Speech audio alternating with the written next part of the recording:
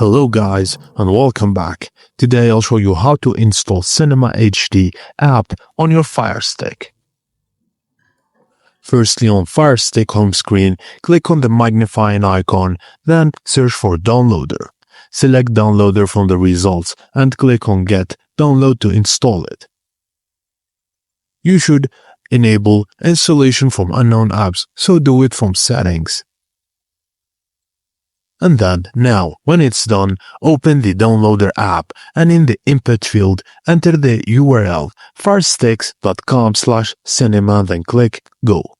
Wait for the APK file to download, and once it is complete, click Install. After installation, just hit Open to launch the app and click Done to exit the installer. Cinema HD may provide access to copyrighted content, stream only public domain content to avoid legal issues, or use a VPN to protect your privacy. And that's it guys. Thank you for watching, and please don't forget to like and subscribe for more.